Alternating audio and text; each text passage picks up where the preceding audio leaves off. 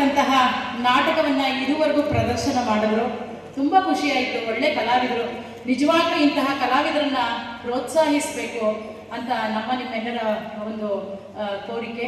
ಮೈಸೂರಿನಲ್ಲಿ ನಿಜವಾಗ್ಲೂ ಸಾಂಸ್ಕೃತಿಕ ನಗರಿ ಇಷ್ಟು ಜನ ಇವತ್ತು ಸೇರ್ಕೊಂಡಿದ್ದಾರೆ. ಇವತ್ತು ಎಲ್ಲರೂ ಕೂಡ ಈ ಒಂದು ಸಾಯಿ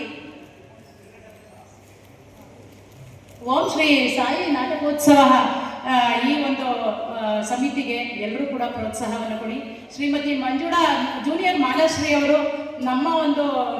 ನಾನು ಒಂದು ಮಹಿಳಾ ಸಂಘವನ್ನು ಒಂದು ಕಾರ್ಯಕ್ರಮವನ್ನು ನೀಡುವಾಗ ಶ್ರೀಮತಿ ಮಾಲಾಶ್ರೀ ಅವರು ನಮ್ಮ ಸಂಘವನ್ನು ನೋಡ್ತಾ ಇದ್ರು. ಸಾಮಾಜಿಕ ಇರ್ಬೋದು, ಪೌರಾಣಿಕ ಇರ್ಬೋದು, ಎಲ್ಲ ಥರ ನಾಟಕದಲ್ಲೂ ಕೂಡ ಗಾಯಗಳನ್ನು ತಿಳ್ಕೊಳ್ತಕ್ಕಂತಹ ಒಂದು ವಿಷಯ ಇರುತ್ತೆ ನಾಟಕದಲ್ಲಿ. ಹಾಗಾಗ್ಬಿಟ್ಟು ಇವತ್ತು ಎಲ್ಲರೂ ಕೂಡ ಈ ನಾಟಕಕ್ಕೆ ಕಲಾವಿದರಿಗೆ ತುಂಬ ಪ್ರೋತ್ಸಾಹವನ್ನು ಕೊಡಬೇಕು ಅಂತ ಈ ಒಂದು ದಿಶೆಯಲ್ಲಿ ಕೇಳ್ತೀನಿ.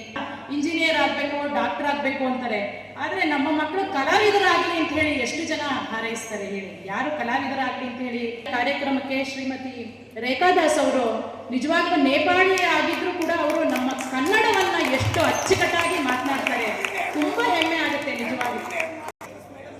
ಆಯ್ತು, ಅವರು ಎಷ್ಟು ಚೆನ್ನಾಗಿ ಕನ್ನಡವನ್ನು ಮಾತಾಡ್ತಾರೆ ಅಂದರೆ ತುಂಬ ಖುಷಿ ಆಗುತ್ತೆ. ಹಾಗಾಗ್ಬಿಟ್ಟು ಅವರಿಗೆ ಇವತ್ತಿನ ನಮ್ಮ ಮೈಸೂರಿನ ನಗರದ ಎಲ್ಲ ಜನತೆಯ ಪರವಾಗಿ ಅವರಿಗೆ ಹೃತ್ಪೂರ್ವಕವಾದ ಧನ್ಯವಾದಗಳನ್ನು ನಾವು ಅರ್ಪಿಸ್ತಾ ಇದ್ದೀವಿ. ಹಾಗೂ ವೇದಿಕೆಯ ಮೇಲೆ ಕುಳಿತಿರ್ತಕ್ಕಂತಹ ಎಲ್ಲ ಗಣ್ಯರಿಗೂ ಕೂಡ ಮಗದೊಮ್ಮೆ ಧನ್ಯವಾದಗಳನ್ನು ಅರ್ಪಿಸ್ತಾ, ಇವತ್ತು ನಾವು ತುಂಬ ಚಿಕ್ಕ ಕಲಾವಿದೆ ಆದರೂ ಕೂಡ ನನ್ನನ್ನು ಗುರುತಿಸ್ಬಿಟ್ಟು ಈ ವೇದಿಕೆಗೆ ಅವಕಾಶವನ್ನು ನೀಡಿರ್ತಾರೆ ಅವರಿಗೆ ಅನಂತ ಧನ್ಯವಾದಗಳನ್ನು ತಿಳಿಸ್ತಾ ನನ್ನ 2 ಮಾತುಗಳನ್ನು ಮುಗಿಸ್ತೀನಿ.